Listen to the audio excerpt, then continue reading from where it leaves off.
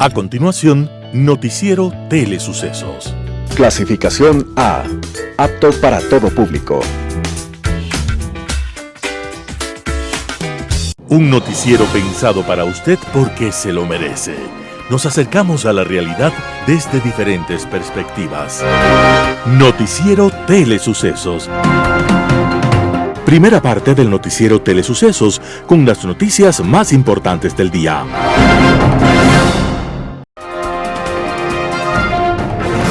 Un día como hoy. Un joven fue sorprendido en mitad del campo por una violenta tempestad.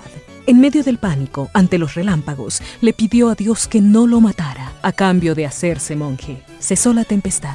El muchacho cumplió su promesa y se hizo religioso. Aquel hombre se llamaba Martín Lutero y estaba destinado a cambiar la historia del catolicismo y, de paso, la historia del mundo occidental. En aquel momento había aparecido en Europa una nueva clase de comerciantes, burgueses y banqueros que aspiraban al poder. Mientras tanto, la Iglesia en Roma mantenía un rígido poder de estilo feudal y agobiaba a la población con bulas e impuestos crecientes para sostener su ritmo de gastos. En Roma, el Papa León X, descendiente de una familia de intelectuales y artistas, decía: si el poder y el dinero no sirven para crear arte y belleza, entonces no sirven para nada. Así que para financiar portentosas obras arquitectónicas, imaginó que la mejor manera de obtener dinero era ahorrarle a la gente el miedo al infierno. La gente empezó a comprar indulgencias, pero Martín Lutero consideraba aquello un simple negocio y protestó contra el Papa. Y para hacer público su rechazo, fijó en la puerta de la iglesia de Wittenberg su memorial de agravios, conocido como las 95 Tesis. Sucedió un día como hoy, 31 de octubre de 1517. De esa forma se inició la más importante ruptura del catolicismo y nació la Reforma Protestante. Las principales noticias del día. Titulares. Directorio del FMI aprueba desembolso de 600 millones para Ecuador. CNN no puede controlar la campaña anticipada por la consulta popular en las redes sociales. Editoriales: Roberto Aspiazula apuesta constitucional, Roberto Aguilar Mezquindad constituyente. Noticias del día. Directorio del Fondo Monetario Internacional aprueba desembolso de 600 millones de dólares para el Ecuador. El directorio ejecutivo del Fondo Monetario Internacional completó la tercera revisión del programa de 48 meses bajo el servicio ampliado del FMI, SAF, para Ecuador, lo que permitirá un desembolso inmediato de 600 millones de dólares. El organismo multilateral destacó que el desempeño del programa sigue siendo sólido, señalando que las autoridades ecuatorianas cumplieron con todos los criterios cuantitativos de desempeño establecidos para finales de agosto del 2025, muchos de ellos con márgenes significativos. Según el Fondo Monetario Internacional, Ecuador ha logrado avances sustanciales en la implementación de su agenda de reformas estructurales, particularmente en tres áreas clave: fiscal, gobernanza y fomento del crecimiento económico. El organismo resaltó que las autoridades ecuatorianas están tomando acciones decisivas para fortalecer la sostenibilidad fiscal y los colchones de liquidez del país, al tiempo que mantienen la protección de los sectores más vulnerables de la población. Este desembolso forma parte del acuerdo de 4 años que Ecuador mantiene con el Fondo Monetario Internacional, cuyo objetivo es fortalecer la economía del país mediante ajustes fiscales y reformas estructurales que promuevan la estabilidad macroeconómica. Ecuador mantiene un programa de crédito de servicio ampliado SAP vigente desde mayo del 2024.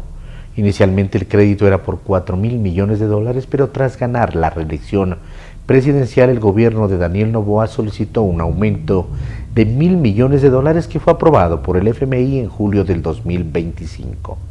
Hasta el momento el país ya ha recibido 2.100 millones de dólares, sin contar lo que se aprobó hoy.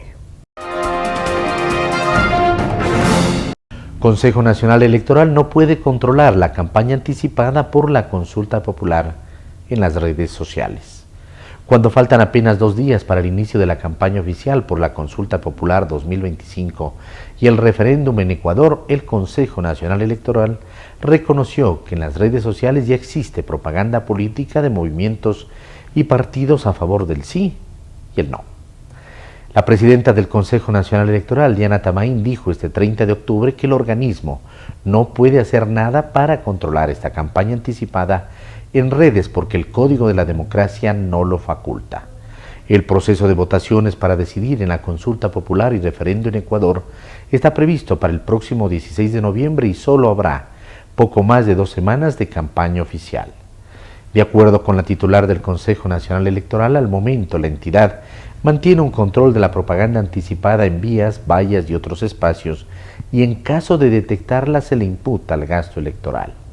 Pero en redes sociales la historia es distinta y tal como indicado el CNE en elecciones anteriores no es posible establecer un monitoreo de la propaganda proselitista en estos espacios digitales. Consultada sobre si el presidente de Ecuador, Daniel Noboa, debería pedir o no licencia para hacer campaña por la consulta popular y el referéndum, Tamaín señaló lo siguiente: creo que no es necesario un pronunciamiento oficial. El Código de la Democracia determina que los servidores públicos no podrán incidir en el voto en el ejercicio de sus funciones y eso se debe cumplir. Entrevista del día. En Radio Sucesos estuvo Hugo Arteaga Vinuesa, coordinador nacional de la Veeduría para la designación de fiscal general del Estado. Habló acerca de la elección del nuevo fiscal general. Escuchemos lo que dice. El concurso para la designación de la primera autoridad de la Fiscalía se inició en el mes de noviembre del año anterior, con la convocatoria a la veeduría, con que se inicia el proceso, ¿cierto? Entonces se postularon 570 personas, de las cuales quedaron 254 de inicio. Posteriormente, el Consejo de Participación Ciudadana convocó a nuevos veedores, que quedaron, los últimos que ingresaron son 71. Total, quedaron 325 veedores en este momento. El concurso ha tenido sus bemoles. Hay que indicar esos particulares porque es importante que la ciudadanía conozca de estos asuntos, ya que viene demorando, ¿sí? Como ustedes se han dado cuenta, como la ciudadanía conoce, el concurso ha tenido sus demoras. Es así que una vez que nosotros integramos en el mes de febrero, el Consejo nos llamó a que participemos en un periodo de inducción, se hizo esa inducción y quedamos los 254. Eso fue en el mes de febrero y a fines de febrero se procedió a nombrar la coordinación, el subcoordinador y el secretario. En este caso yo fui designado como coordinador, el doctor Julio Aguilar como secretario y la doctora Rocío Espinosa como subcoordinadora, ¿cierto? Los veedores son personas de la ciudadanía que hacen un trabajo ad honorem, ¿no es cierto? Es una especie de conscripción ciudadana en la que nosotros nos comprometemos a hacer este trabajo, con el fin de representar a la ciudadanía, que es lo que estamos haciendo. Inmediatamente se dio el asunto, nosotros habíamos entendido de que a partir de que se apruebe el informe de la conformación de la veeduría, en 5 días se debía llamar y conformar el equipo técnico que proceda a designar la comisión ciudadana.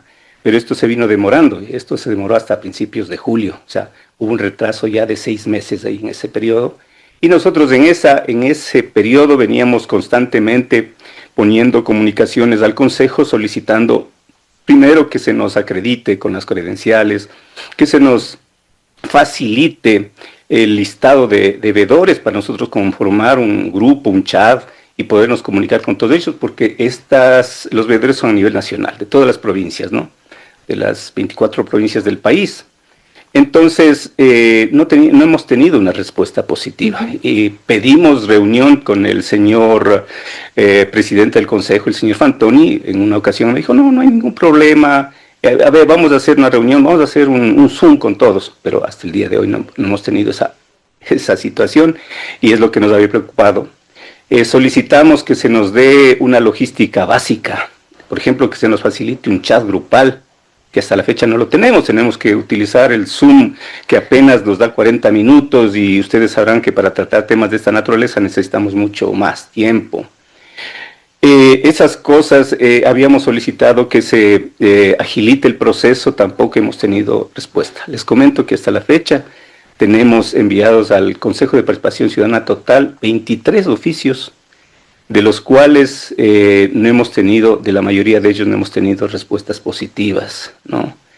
Hemos buscado canales de comunicación que nos indiquen los procedimientos, la metodología que debía utilizar el equipo técnico para la designación de los comisionados ciudadanos, y ha sido penoso que hasta la fecha no hayamos tenido eso.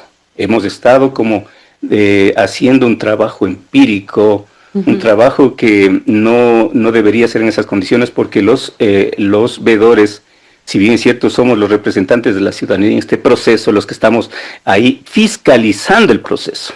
Si bien es cierto, tenemos que emitir un informe, pero este informe no es vinculante, pero al fin y al cabo damos alertas. Ahora eso, en cuanto a los veedores, Hugo, ¿qué pasa con esta comisión ciudadana que será la encargada de llevar a cabo este concurso, no?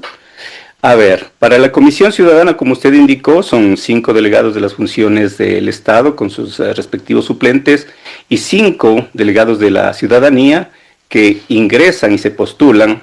Entraron en total 69, de los cuales quedaron 42, y habiendo algunas anomalías, ¿no es cierto? En estos procesos, por ejemplo, en una de las reuniones se indicó, solo ponerle un ejemplo para no abundar mucho en el tema, se indicó que el expediente 118 en inicio no entraba, ¿no? Que no había entrado la reconsideración, y después en la siguiente sesión que hizo el equipo técnico se indicó que había entrado. Nosotros nos quedamos un poco en las nebulosas diciendo cómo pudo entrar.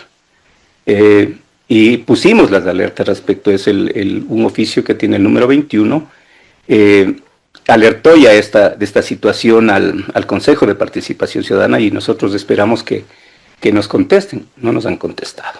Posteriormente, en la reunión del 20 de este mes, del 20 de octubre, se reunió el equipo técnico e indicó que si pasaban las impugnaciones de la ciudadanía respecto a 7 de los postulantes.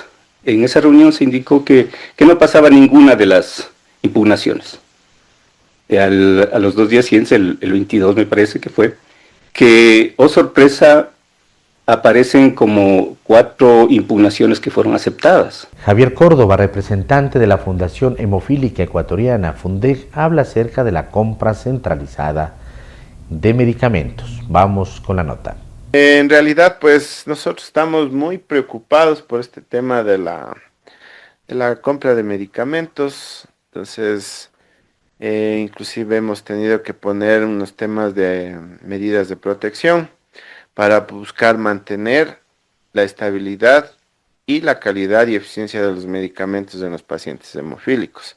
Como usted lo dijo, somos 854 pacientes, en donde la FUNDEC, pues durante todos estos años, hemos buscado hacer los registros, inscribir a los pacientes en el Ministerio de Salud Pública, y tenemos la data que es la real, ¿no? Entonces, el objetivo es mantener la parte de calidad y eficiencia y evitar algo que se llama el cóctel de medicamentos. Entonces, hoy en día los medicamentos para la hemofilia son entre medicamentos biológicos, de origen humano, que son los que utilizamos, que son los más amigables entre humano a humano, y hoy en día también hay medicamentos de origen de hámster chino, ¿no?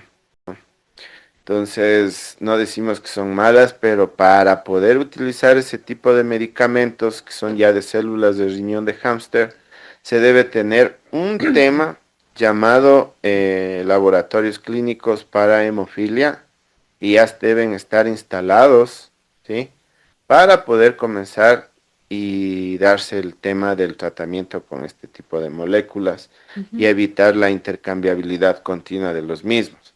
Entonces eso puede crear un tema que se llama inhibidores, que se conoce como anticuerpos, y lo que hacen estos anticuerpos es inhibir la acción del medicamento, es decir, la coagulación, porque nosotros no tenemos esta coagulación en la sangre y es muy peligrosa en el ser humano, porque sin factores de coagulación nosotros podemos morir en cuestión de minutos por alguna hemorragia en la cabeza, en las partes blandas, en algún órgano, o en las fracturas o cirugía, no parar la hemorragia y morir al instante, ¿no? Entonces, para esto debe haber trazabilidad.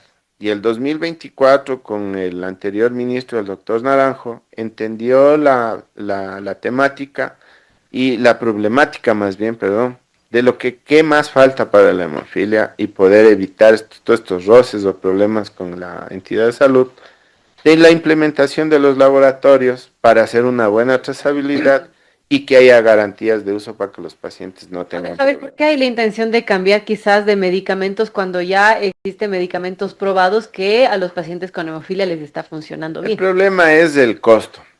Los medicamentos de células de hámster son hechos en laboratorio, ¿sí? Entonces, por ende, son más baratos. Entonces, el objetivo, a veces piensan que comprar más barato es la solución y muchas veces no es así. ¿Cuál es la diferencia de costos? Estaríamos diciendo más o menos casi un 50% de la medicación de lo que cuesta el factor 8 normal, ¿no? Entonces, aquí hay conceptos claros de la medicina transfusional. Yo no soy médico, pero soy un paciente bastante bien entrenado en todos estos temas. Y uno de nuestros mentores siempre ha sido el doctor Frank Billbauer, un hematólogo muy reconocido a nivel nacional, internacional. Y él es nuestro benefactor, es nuestro presidente vitalicio en la Fundec. Y él siempre nos ha dicho que hay que tener cuidado con estos temas, porque los temas de inhibidores es prácticamente algo muy peligroso para los pacientes. Y nosotros, yo como paciente que soy, dirigente que soy, yo siempre estoy en los casos y lastimosamente he visto morir los compañeros cuando crean estos anticuerpos, el medicamento no les hace efecto en ningún tema y los pacientes mueren desangrados. Y el problema aquí, ¿cuál es? Que los médicos no se responsabilizan por este cambio. Los hospitales lo que hacen es desaparecer las epicrisis y cuando se quiere hacer una denuncia no hay cómo porque les hacen firmar los consentimientos informados supuestamente sin informar al paciente cuáles son los riesgos de cambiar la medicación de este tipo. Entonces, es claramente que puede haber una vulneración de derechos y ya se ha hecho estos temas y por eso hemos puesto la medida cautelar para que podamos, de protección, para decirle al ministerio que cumpla con lo que tiene que cumplir, poner los laboratorios y hacer la trazabilidad completa y utilizar cualquier tipo de molécula sin ningún problema. En Impacto Informativo, Ismael Quintana, constitucionalista, habla sobre los cambios a la actual Constitución. Escuchemos lo que dice. El presidente Noboa plantea una idea que en Ecuador ya ha existido. Ecuador tuvo un sistema de sala constitucional en la ex Corte Suprema de Justicia en las reformas constitucionales del año 92. No sería nada nuevo en Ecuador. Tuvimos de algún modo la existencia de una suerte en esa ocasión de dos órganos de justicia constitucional, porque por un lado existía o pervivía el antiguo Tribunal de Garantías Constitucionales con muy pocas competencias en materia de control de constitucionalidad. Y como le decía, con las reformas constitucionales del 92 establecimos una sala de lo constitucional en la Corte Suprema de Justicia. Insisto, hubo bronca por la existencia de estos dos órganos, así que las reformas del año 95 finalmente eliminaron esa sala y establecieron lo que luego dio origen al Tribunal Constitucional. Entonces, nosotros hemos sido tradicionalmente un país que establece sistemas de control constitucional en manos de órgano especializado, llámese Tribunal Constitucional, llámese Sala en una Corte Suprema, o ahora como tenemos a partir de 2008 una Corte Constitucional. Así que lo que plantea el presidente Noboa es una discusión de modelos, de órganos.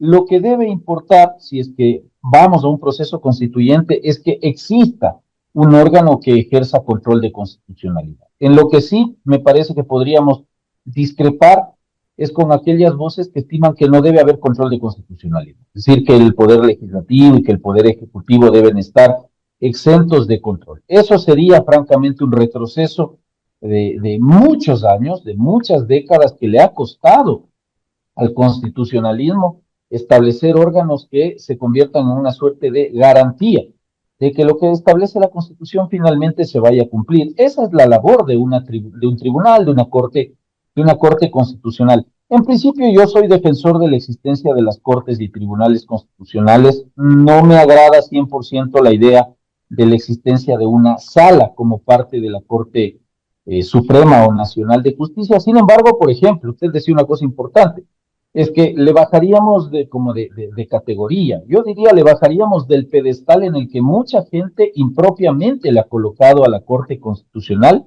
y en el pedestal en el que creen los miembros de la Corte que ellos están. Vea, en Colombia, por ejemplo, la Corte Constitucional es parte de la función judicial, no pertenece a la Corte Suprema de Justicia colombiana, es un órgano separado de la Corte Suprema, pero forma parte de la función judicial. Me parece que podríamos analizar esa opción de mantener la figura de Corte o Tribunal Constitucional, pero sí hacer que sus miembros se sometan a un control, si es que mantenemos el Consejo de la Judicatura, a un control administrativo de un órgano. Entonces, el primer problema que tenemos acá con la Corte no es que sea Corte, Tribunal o Sala, es que tenemos un órgano que en lo político y administrativo no le responde absolutamente a nadie. Hoy, los miembros de la Corte Nacional, que es un alto tribunal también acá, responden administrativamente ante el Consejo de la Judicatura, es decir, si cometen una infracción de carácter disciplinario administrativo, el Consejo de la Judicatura, inclusive, si es que se trata de una infracción grave, los puede destituir, como de hecho ha ocurrido. El Tribunal Contencioso Electoral responde políticamente ante la Asamblea Nacional. La pregunta es, ¿qué corona tienen los miembros de la Corte Constitucional para estar exentos de esta clase de control? Entonces, me parece que la discusión que plantea el presidente Noboa en ese sentido debe pasar primero, no por si debe o no debe haber un órgano, insisto, creo que debe haber, bajo el nombre y la fórmula que se quiera, es cuestión de diseño, de modelo, pero debe haber un órgano, y lo que debemos entrar a discutir en una constituyente es qué clase de control y de responsabilidad le vamos a imponer a los miembros de ese órgano. Y lo otro, sí, le doy la derecha al presidente Noboa, de morigerar las competencias que tiene la Corte, que en muchos casos la han terminado de convertir en un órgano de decisión política, no en un órgano de control judicial de la constitucionalidad, sino en un actor propiamente político que ordena la dictación de política pública, que termina ordenando la planificación de presupuestos, que termina ordenando la creación de comités interinstitucionales. Entonces creo que hay que morigerar las competencias de la Corte, pero bajo ningún presupuesto, por ejemplo, eliminar el régimen de garantías jurisdiccionales. Doctor Quintana, pero ¿qué tal si con esta hipótesis, con este quizá deseo del mandatario, esta intangibilidad que tiene la Corte Constitucional al momento, esta superioridad, esta capacidad, ¿no es cierto?, de solo responderle ante Dios. Capaz que eso se transforma o se traslada a la Corte Nacional de Justicia, porque si va a ser una sala especializada de la Corte Nacional y si en algún momento el Ejecutivo discrepa de alguna de las decisiones, esto tendrá una siguiente instancia, que serán los ministros jueces de la Corte Nacional, como es así la última y definitiva instancia. Y si ahora el presidente de la República tiene disputas con la Corte Constitucional, después va a tener con la Corte Nacional por los temas constitucionales. Efectivamente, por eso le decía que depende. Entiendo que el presidente Noboa, de algún modo, pues no es abogado y por lo tanto no está empapado de cómo hay que configurar un sistema de control y de justicia constitucional. Vamos a asumir que instalada una constituyente se decide que el órgano encargado de hacer control de constitucionalidad sea una sala especializada. La pregunta es, bueno, vamos a reducir la Corte a una sala. Esa sala va a ser sola, en última y definitiva instancia, el órgano que resuelva la constitucionalidad de los principales actos del poder público. Doctora, ¿cómo está? Bienvenida, ¿cómo ha pasado? ¿Cómo está? Qué gusto. Muy feliz de estar aquí compartiendo este espacio con usted. Muy gentil. ¿Qué es Megalabs, este laboratorio que tiene amplia presencia sobre todo en Latinoamérica y que tengo entendido se dedica a la fabricación o a la formulación de productos terapéuticos? ¿Es así? Correcto, es una empresa muy bien establecida que lo que busca es el beneficio de sus pacientes a través de productos muy estudiados con respaldo científico para ofrecer lo mejor para los consumidores. Presencia en Latinoamérica y por supuesto en Ecuador. Correcto. Bueno, vamos a hablar un poquito de este tema que nos ha citado el día de hoy, que tiene que ver con lo que es un tema de salud relevante, sobre todo para nosotros, para los hombres. Solo el 20% de los hombres utilizamos o utilizan protector solar a diario, y en Ecuador la mortalidad por cáncer de piel en hombres ha aumentado, especialmente en ciudades como Guayaquil y Quito. ¿Es así de alarmante estas cifras? Correcto. Existe un mito en el que pensamos que aplicar protector solar es un tema estético, pero en realidad es un tema de salud pública. Después de los 50 años, el porcentaje de cáncer de piel en los hombres se duplica comparado con las mujeres. Y esto se debe a que los hombres están mucho más fotoexpuestos durante la vida por el tema laboral. Y además porque nos olvidamos de aplicar fotoprotector en regiones muy expuestas, como por ejemplo orejas. Y también cuando perdemos cabello en cuero cabelludo, y esto pasa más en la población masculina. Qué interesante, además, porque usted dice es un tema estético. ¿Y por qué es un tema estético? Como que los hombres nos cuidamos menos, como decimos que me voy a estar poniendo protector solar. Exacto, existen algunos mitos. Mitos, ¿no? Ajá, y no es un tema perdiendo, pero claro, por supuesto, ajá. Ajá, es un tema, hay algunas personas que piensan que es un tema estético, pero en realidad no, es salud pública porque estamos previniendo cáncer de piel a largo plazo. Existen algunos otros mitos hablando de este tema como tal, como por ejemplo, mi piel es más oscura, no necesito ponerme fotoprotector, o si es que me pongo protector solar voy a impedir la absorción de vitamina D, pero todo esto es falso. No existe ningún respaldo científico que lo avale y todas las pieles requerimos utilizar fotoprotector. Qué interesante esto, ¿no? Y todas las pieles necesitamos el tema del fotoprotector, pero hay otra cosa que usted lo dijo hace un ratito que es importante.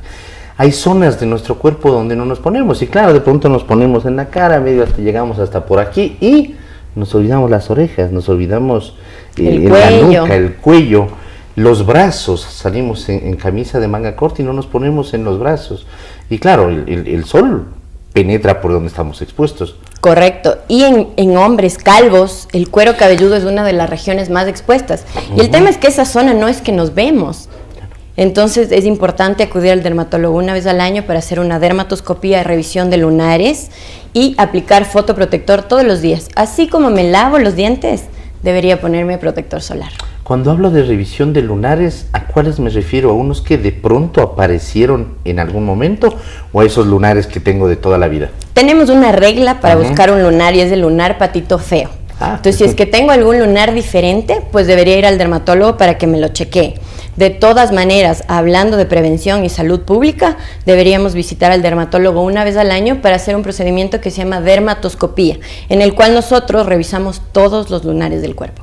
Ya, y cuando nosotros detectamos el lunar patito feo, que puede ser uno que recién salió o uno que de pronto no tiene forma definida. Correcto, bordes irregulares, varios colores, un crecimiento o una evolución diferente, o algún lunar que no se cierra, que no se cicatriza, que sangra todo el tiempo, es un signo de alarma.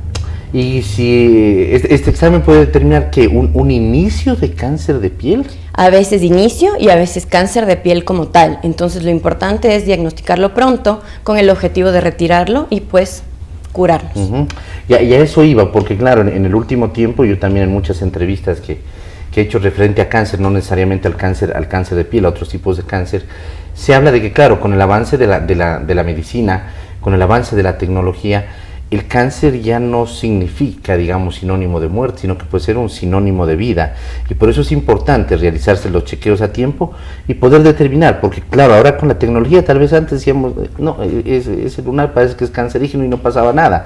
Ahora se los puede sacar, por ejemplo, a tiempo en el caso del cáncer de piel. Correcto, entonces el objetivo es diagnosticarlo lo más pronto posible para sacarlo en etapas base, pero lo principal es utilizar fotoprotección para prevenirlo. Los índices de radiación ultravioleta en nuestro país son súper altos porque estamos ubicados en la línea ecuatorial y además por la altura de nuestro país.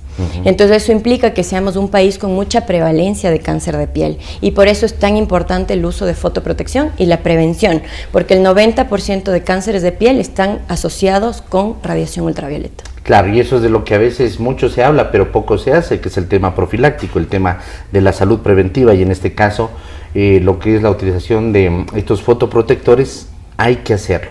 Ahora, nosotros cuando vamos a un centro estético, a una farmacia donde es comúnmente, o a un supermercado donde compramos los fotoprotectores, dice, me voy a empezar a poner el fotoprotector, y ni siquiera decimos me voy a empezar a poner porque me voy a cuidar del cáncer de piel, sino porque me he quemado mucho y soy muy blanco y me quemo, y en la oficina no se me ve muy bien que esté ahí rojo y todo, bueno, y no pensamos en lo otro, pero claro, nos encontramos con una gama enorme de fotoprotectores. ¿Cómo elegir el correcto? Entonces, primero tenemos que buscar que el factor de protección solar sea el más alto. Y con el más 100. alto me refiero a 50 más. 50 más, qué interesante. Sí. De pronto vemos 100 y digo, no, este es ya. El 100 es un tema de marketing en realidad. El 100 implica que el factor de protección solar es un poco más alto, pero eso hace que la textura del protector solar sea un poco más cremoso y por ende puede ser incómodo para algunos pacientes. En el que es 100. 100. Correcto. Pero en realidad el más alto, según Colipa, que es la organización que dice cuál es el mejor factor de protección solar, es el 50 más. Y esto implica que tiene cobertura para luz ultravioleta tipo B y además tipo A. La tipo B es la que quema la piel, la tipo A es la que genera daños en el ADN. Pero además de estas dos, que son las radiaciones principales, digamos, hay que buscar un fotoprotector que tenga cobertura contra luz visible y luz infrarroja. Entonces, por eso lo llamamos fotoprotector, porque cubre contra las 4 luces. Claro, y no nos damos cuenta porque vemos 50 más, seguramente vemos factores más altos, vemos el de 100 y vemos en unos círculos que dice VA, VB y otros símbolos que de pronto no los entendemos y decimos, de pronto entre más símbolos tenga, es mejor. Es mejor, ¿no? Entonces, a ver, VA, VB está bien que diga adentro. Correcto, lo ideal de un fotoprotector perfecto es que tenga VA, VB, luz visible y luz infrarroja. Luz visible, ¿qué significa eso? La luz visible es a la que estamos expuestos la mayor cantidad del tiempo, por ejemplo esto. Luz blanca. Claro, no es la luz solar necesariamente. Es producida igual por el sol, pero es a la que estamos expuestos dentro de un espacio cerrado. También la que entra por las ventanas es luz visible, sigue siendo del sol. Pero hablamos de luz visible con pantallas, celulares, luz del techo, computadora, por ejemplo, si trabajamos en casa. ¿Y la luz infrarroja? Y la luz infrarroja, en cambio, es el calor que sentimos. Entonces, por ejemplo, cuando yo me subo a un carro, cuando hace mucho calor, abro la puerta del auto y me sale este fogonazo de calor, esa es luz infrarroja. Y estas dos tipos de luces, la luz visible y la luz infrarroja, son las que más generan manchas y envejecimiento, porque penetran más profundo.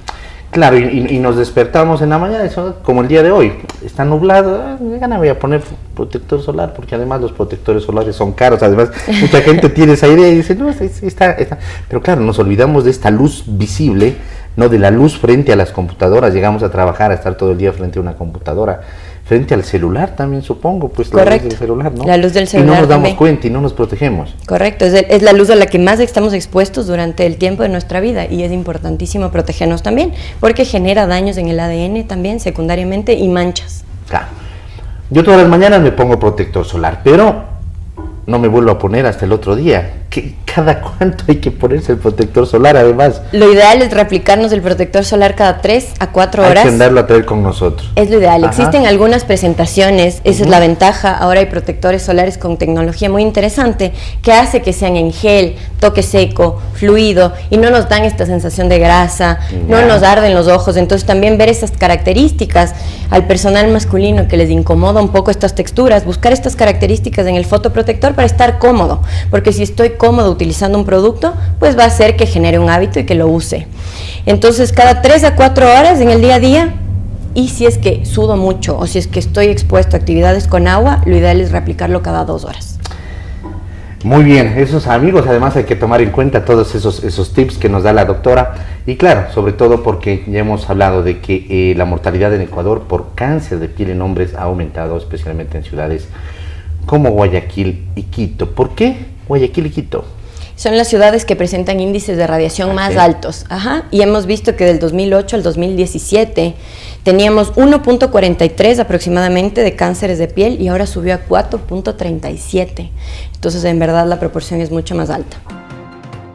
Un panorama de noticias para su estatura intelectual.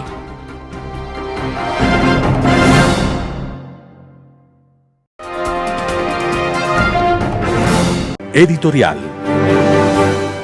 La apuesta constitucional, artículo de Roberto Azpiazú, publicado en Diario El Universo. A 20 días de la consulta popular, el pronóstico es que el gobierno conseguirá la mayoría en las 4 preguntas, incluida la de convocatoria a una asamblea constituyente, que es la más importante. En el escenario de polarización que persiste luego del mes de paro de la CONAIE, o más bien de las comunidades indígenas de Otavalo y Cotacachi, agitado por la minería ilegal, el narcotráfico, el contrabando de combustibles y aliados internos y externos del socialismo del siglo XXI, el contrapeso de los factores ponderables beneficia al Ejecutivo y la tesis del sí. El presidente Daniel Noboa no está en la cima de su popularidad, pero la diferencia que mantiene entre su aprobación y el rechazo le brinda un margen de seguridad, como para predecir que saldrá triunfante.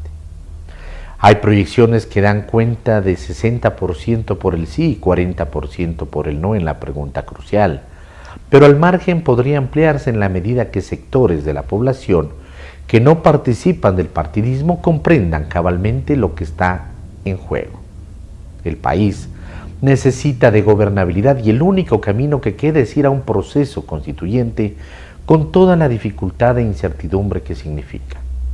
En términos futbolísticos, la consulta popular supone apenas un primer tiempo. El segundo se daría en febrero, cuando tenga que elegirse a los constituyentes. Esto quiere decir que el pulso con la oposición, dígase el indigenismo, desestabilizador y sus compinches de la RC5, se mantendrá con posterioridad al 16 de noviembre. Pero de triunfar el sí, el régimen podría afrontar la siguiente fase suficientemente empoderado. Resulta sugestivo advertir que 3 de cada 4 ecuatorianos rechazaron el paro indígena, de modo que cargar contra sus responsables va a ofrecer réditos electorales, el mero reciclaje del mensaje del nuevo Ecuador opuesto al viejo. Un indicador de buen juicio es que una mayoría de ciudadanos aprueba la decisión de eliminar el subsidio al diésel, conscientes de que era una medida inevitable. Lo previsible es que con la futura constituyente se reproduzca el escenario de fragmentación de la Asamblea Nacional con 2 partidos predominantes y otros dispersos de minoría. Sin embargo, su estatuto prevé la reducción a 80 integrantes que serán elegidos por el método de Hon, que como se sabe favorece a las mayorías. De modo que la estrategia es procurar 54 asambleístas nacionales, provinciales y del exterior junto con eventuales aliados. Los 2/3 de votos requeridos para introducir reformas en los regímenes de justicia, seguridad, sectores estratégicos, etc., pueden estar al alcance. Y así poner fin a ese garantismo absurdo que consagró la Constitución de Montecristi. Es cierto que una carta política no resuelve milagrosamente los graves problemas de una sociedad, pero tampoco puede ser intocable a cuenta de la suma de candados que se impusieron para impedir su reforma.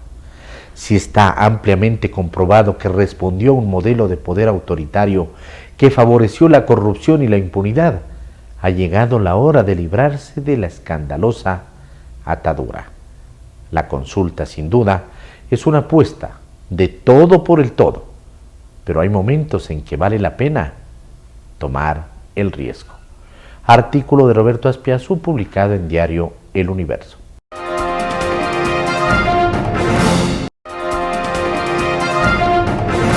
Noticias internacionales. Resorco revoluciona el teatro inmersivo con Caminar por mi mundo en Budapest. En Budapest se ha estrenado una obra teatral inmersiva única. La esencia de Camina por mi mundo, completamente diferente de una representación clásica, es que el público puede deambular libremente entre artistas y bailarines de talla mundial en un espacio escénico de 6.000 metros cuadrados y decidir a qué intérprete seguir. A néző maga döntheti el, tehát maga a néző, a rendező azt a szereplőt követi, aki csak akarja, és ugye vannak olyan jelenetek, ahol összetereljük az összes nézőt, de alapvetően a jelenetek nagy része az teljesen szabadon zajlik, úgyhogy te bolyonghatsz ebben a hatalmas labirintusban. El público es trasladado a un mundo mitológico, donde puede seguir el destino de dioses inmortales en docenas de espacios de instalación, en una existencia similar a un plató de cine de Hollywood. Hasta ahora, espectáculos de escala y conceptos similares solo podían verse en ciudades como Londres o Nueva York. A legnehezebb része az nem feltétlen az, hogy ennyire közel vannak a nézők hozzánk, hanem pont ezáltal, hogy mivel elég hosszú az előadás, egy pillanatra sem kapcsolhat ki az előadó, mert minden látszódik. La obra, que apela a todos los sentidos y ofrece una experiencia íntima, cuenta la historia de Dido y Eneas a través del lenguaje del circo y la danza contemporáneos. La observación invisible se ve reforzada por el hecho de que el público lleva máscaras durante la representación, una de las características del teatro inmersivo en todo el mundo.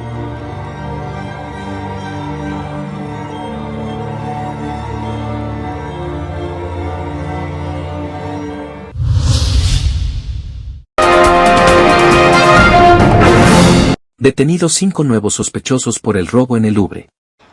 5 nuevas personas fueron detenidas en la ciudad parisina y puestas bajo custodia policial 10 días después del audaz robo en el Museo del Louvre. Este jueves, la fiscal de París indicó que una de las personas detenida es sospechosa de haber formado parte del equipo que irrumpió en el museo. El sospechoso estaba en el punto de mira de los investigadores tras el descubrimiento de restos de ADN que, según las autoridades, lo vinculan con el robo. Además, la fiscal precisó que las otras 4 detenciones se refieren a personas que podrían proporcionar información sobre el desarrollo del robo. Sin embargo, las joyas robadas en la Galería de Apolo, con un valor estimado de 88 millones de euros, siguen sin aparecer a pesar de los registros que ya se llevaron a cabo durante la noche. Los ladrones se llevaron 9 piezas, entre ellas un broche y la diadema de la emperatriz Eugenia, esposa de Napoleón III. El miércoles, la fiscal de París reveló que los 2 sospechosos detenidos el sábado por la noche habían reconocido parcialmente su participación en el robo. Ya se encuentran en prisión preventiva imputados por robo en banda organizada y asociación ilícita con fines delictivos.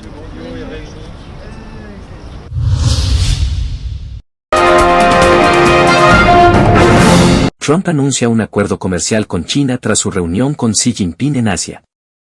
El presidente de Estados Unidos, Donald Trump, ha regresado a Washington tras reunirse cara a cara con el líder chino Xi Jinping. Trump calificó el encuentro de éxito y anunció que reducirá los aranceles a China. A cambio, Pekín permitirá la exportación de minerales de tierras raras y reanudaría la compra de soja estadounidense. I thought it was an amazing meeting. He's a great leader of a very powerful, very strong country, China, and what can I say? We have it was an outstanding group of decisions, I think, that was made. Los aranceles habían sido impuestos como castigo a China por vender productos químicos utilizados en la fabricación de fentanilo en Estados Unidos. En respuesta, Pekín impuso restricciones adicionales a la exportación de minerales de tierras raras, lo que también afectó a la Unión Europea como daño colateral. El presidente Xi Jinping reconoció que, en ocasiones, ambos países no ven las cosas del mismo modo y añadió que es normal que 2 economías líderes tengan fricciones. Sin embargo, destacó que China y Estados Unidos pueden ayudarse mutuamente a prosperar. Trump anunció además que viajará a China en abril e invitó a Xi Jinping a realizar una visita oficial a Estados Unidos.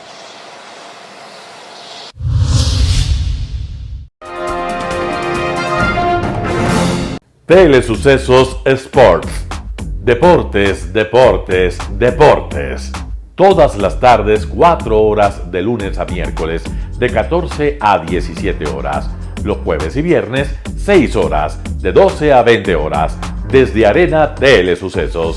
Transmisiones en vivo, siempre Ecuavóley y luego Deportes para recordar. Todas las tardes Deportes en Telesucesos Sports, bajo la dirección del arquitecto David López.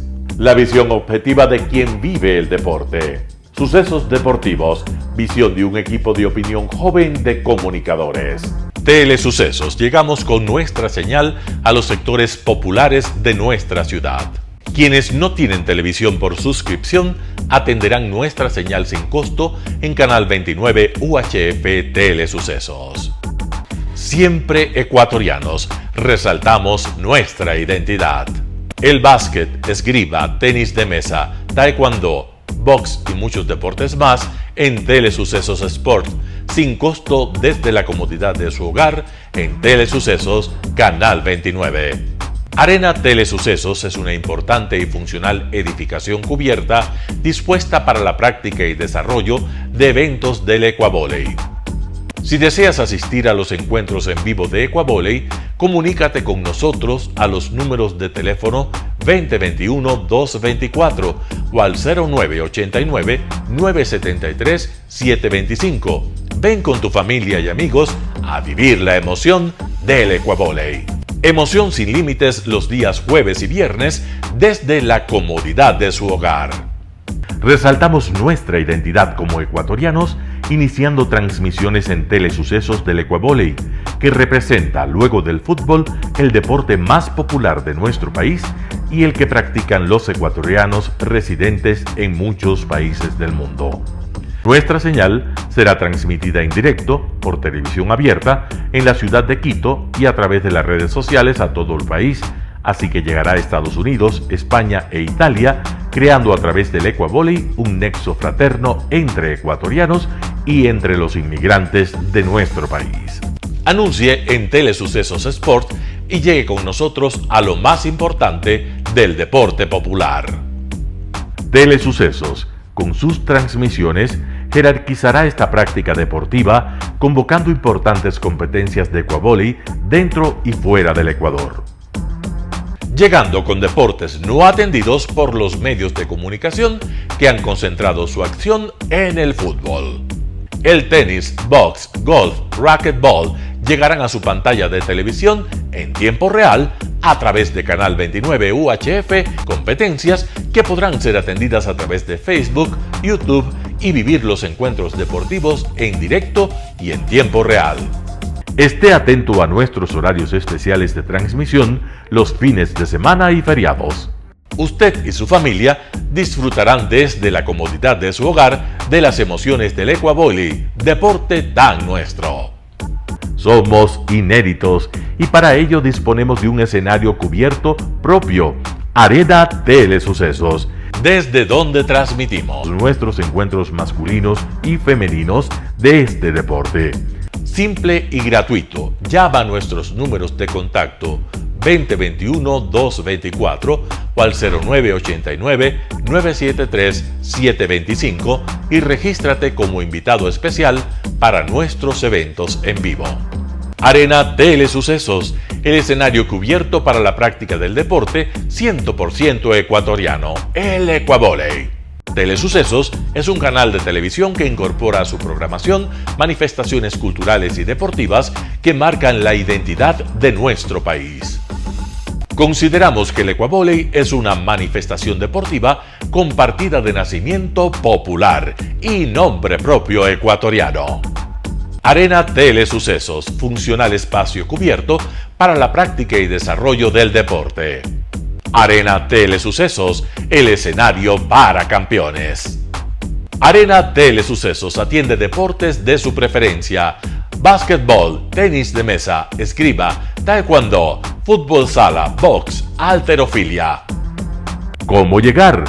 Nuestras instalaciones se encuentran en el norte de la ciudad, en un sector de gran crecimiento y desarrollo urbano al que se accede a través de la vía E35, más conocida como la Avenida Panamericana Norte. Desde el centro comercial El Portal, a 2 kilómetros a la derecha, se encuentra la calle García Moreno, antiguo camino a Llano Grande, una arteria en la que se desarrollan dinámicos comercios. Junto al centro comercial Ciudad Alegría, a 100 metros, hemos llegado a nuestras instalaciones, Arena Telesucesos, la cancha del Ecuavóley. Por fin tiene usted un espacio de difusión de su deporte preferido. Telesucesos, el canal de televisión siempre inédito. El noticiero Telesucesos es retransmitido de lunes a viernes a las 7 horas por Radio Planeta Sur 106.1 FM de la ciudad de Loja. Noticiero Telesucesos. Las opiniones vertidas en este espacio por la producción y dirección del programa son de exclusiva responsabilidad de sus autores y de quienes intervienen en ellos.